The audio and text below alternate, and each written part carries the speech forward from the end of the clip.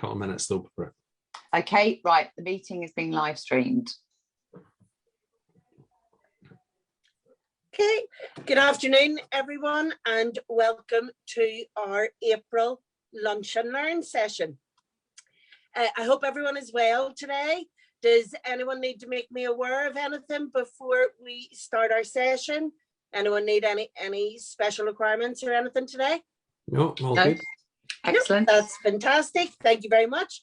Well, we shall be spending the next 15 minutes together on our April Easter themed Lunch and Learn.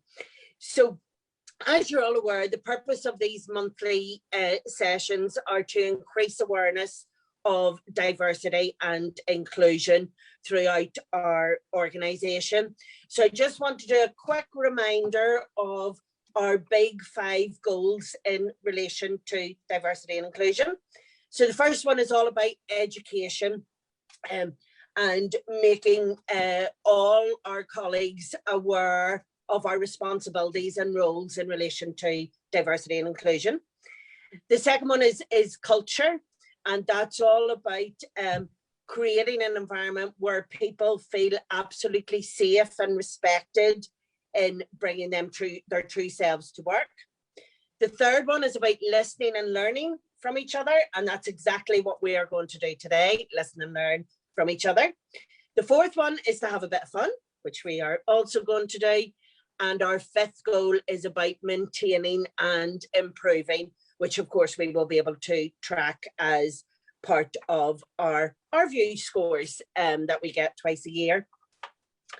So if we have no questions before we start, I am going to kick in to our Easter thing. Yeah, okay. So we're going to explore today the Christian feast of Easter and share with each other what we do, if anything, as part of Easter traditions. And we're also going to learn some new facts, have a bit of fun, and do a bit of a quiz as well, which will help us to learn. So a couple of questions. Do any of you actually celebrate Easter as a religious event? No, No. just as a chocolate event. Just the chocolate event, which is very important as well. So if nobody here celebrates it as a religious event, neither do I. But can you tell me then about what type of traditions you do celebrate as part of the Easter holidays? Mentioned eggs. I think like my parents-in-law, certainly my mother-in-law, does celebrate from a religious perspective. So we go around there for Easter dinner on a Sunday, on the Easter Sunday sort of thing, and she'll go to church. So we respect that tradition with her. Lovely. And you get a little bit of that flavour when you're around for dinner then. Sharon, you mentioned the Easter eggs. Do you purchase or do you eat? Both, and I also have another tradition. I make a hot cross bun bread and butter pudding every Easter. Wow. And do you share that with family, or is that for your own family? It's shared family. Lovely. And Jason, what about you? Any traditions with the new grandchild coming along as well? Yeah, family tradition really. So every Easter Sunday, it's always get as many of the family together as we can. So it's always a special dinner. We give and receive eggs. We haven't done Easter egg hunts for a long time, but now we've got our little granddaughter who's a year old and can now walk. I think next Easter we'll get back to hiding some eggs around the garden and having some fun with her as she hunts them out. Lovely. And I know in advance of this call, some of you shared some photographs with me with your kids in Easter bonnets and doing some Easter egg hunts. So it's lovely that family tradition exists there. And even if it's not from a religious point of view, certainly from a family tradition point of view, it is there. Just to share some facts with you. Easter is a Christian holiday that celebrates the belief in the resurrection of Jesus Christ. And basically it starts with Lent and ends with Easter Sunday, which is a 40-day period in which a number of Christians will sacrifice and fast and do different traditions during that period. It comes from the word Ostre, which is an Anglo-Saxon goddess of sprint and fertility. So that's where the whole egg tradition comes from as well, because eggs represent fertility as well. And actually, in connection to that as well, that's where the rabbits and the Easter Bunny came from as well, because rabbits are also known as big procreators. So brings in that fertility theme as well. The Lent begins with Ash Wednesday, and as I said last, that 40 days. The Sunday before Easter Sunday is Palm Sunday, and for those people that are religious, that really signifies the beginning of Easter week and Holy Week, in which there will be different ceremonies and traditions going on in the churches as well. The origins of the Easter Bunny aren't quite known, but suspected to have started in America with German immigrants in the 1700s. So really does go back quite a long way. So that is some facts that I'm sharing with you, but I'm going to ask you now to take part in a little Easter quiz that looks at different traditions throughout the whole world. So you've got the slides there, which I sent out previously for you. On the slides, if you can either use the QR code to get into Slido or go to sli.do, and the code to enter is 006543. And it's just 7 little questions that we will go through. Again, doesn't matter if you get them right or wrong. The purpose of this is that we learn from each other as we partake in the quiz. So has Donna, everybody can you give me been that able number to... again, please? Sorry, I didn't get it. Yep, it's 00. 006543.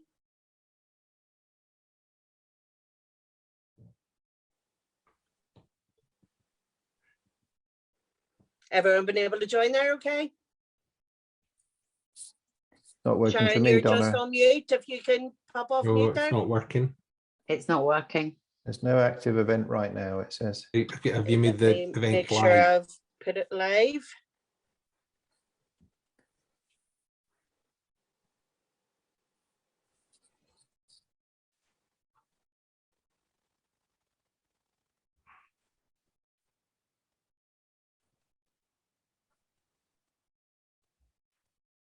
Oh.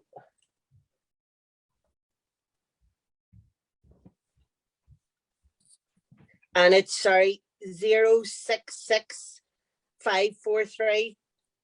I called out the wrong number there, apologies. Yeah, that's working now. Okay, thumbs up from everyone. Yep.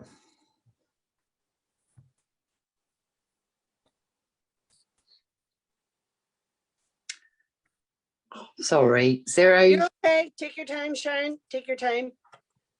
So is it giving you the option to put in a number? Ah, I'm here. You're here, brilliant. Okay, well, you should be seeing question number 1 there now. Palm, about Palm Sunday. Yep. So if I can just ask you, it's multiple choice. So I expect an answer for every question, even if it is correct or incorrect. So Palm Sunday begins the Holy Week of Easter and is named after what?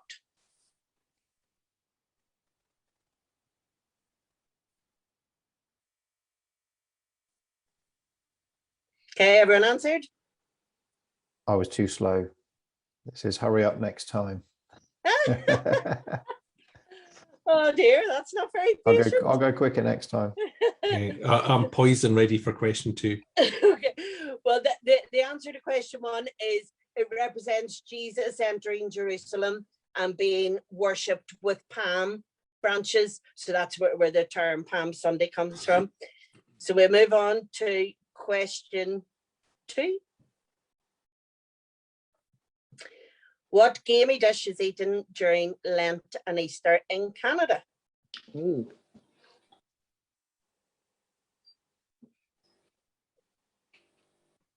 They all sound a little different. Okay. We've got moose heart as the top answer here. Doesn't sound very appetizing. The actual answer here doesn't sound very appetizing either, is flipper pie.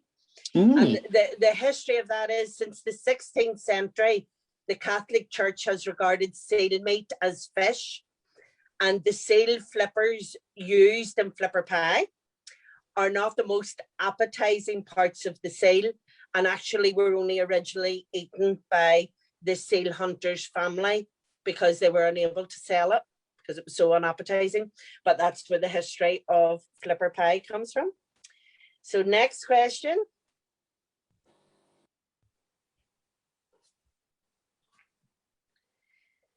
What Good Friday food is traditionally eaten in the UK?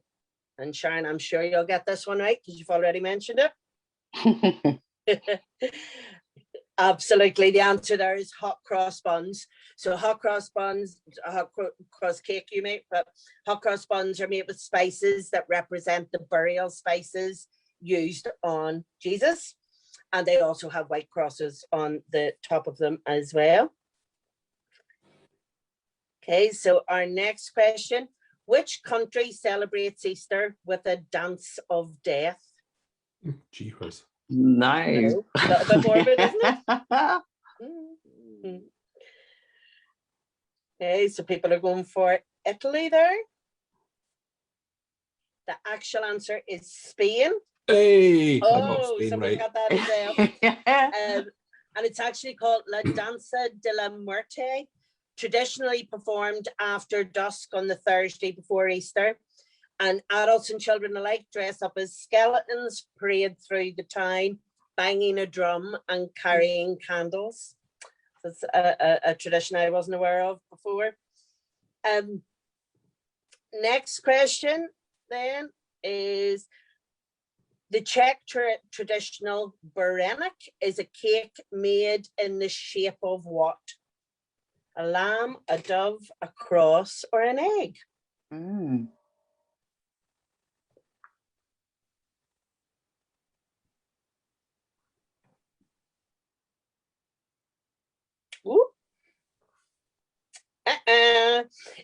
You've gone for a cross. The actual answer is a lamb. Again, something I wasn't aware of at all. But that has been traditional for more than 1,000 years. So it's made in the shape of a lamb. Must be some cake then. Wasn't it? Quite big one. Like there might be some training required for that. Sixth question. In which country do children dress up as Easter witches and go door to door collecting candy? Sounds a little bit like Halloween. And we've got Sweden, Venezuela, France, or all countries. That was too slow again. Yeah, me too. Well, the answer for that one is Sweden.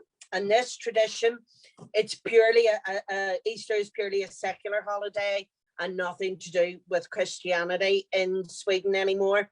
But it has become very much a family break where families will camp together or they'll go skiing together. And part of that tradition is collecting candy as they go. And our final question, which annual event is held on the White House lawn in the USA? Easter Bunny Chase, Easter Bunny Hop, Easter Egg Crack, or Easter Egg Roll Race? Oh, the voting's closed again, but it's... Very fast. So the answer there, anyone want to shout it out?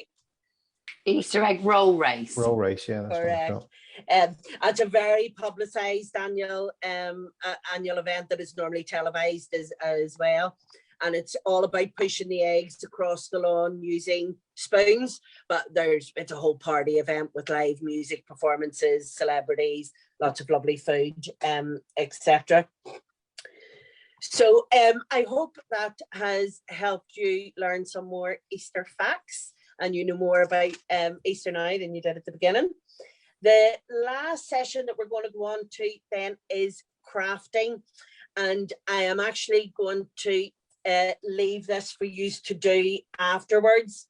But we've talked about eggs, and eggs are a big part of crafting at Easter, where the eggs are used. They can be dyed, they can be painted, they can be decorated.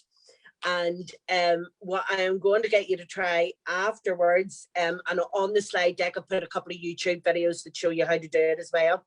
But basically, using a needle, a nail, a pair of tweezers, you are making a hole at one end of the egg and a hole at the bottom end of the egg. And you are then using the small hole, a straw or just your mouth, you're blowing the egg yolk out the bottom so that your egg shell stays intact for all those beautiful crafting crafting things that you can do in terms of Easter egg decorations, Easter baskets, etc., etc. So I'm going to open up now for any questions.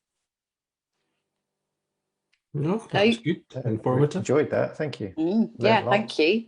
I want to go and get my egg.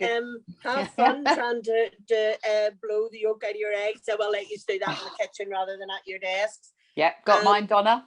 And the final thing for me to say is Happy Easter and enjoy whatever you do over the Easter break. Thank you very much. Happy Thank Easter. you very much. Bye. Bye.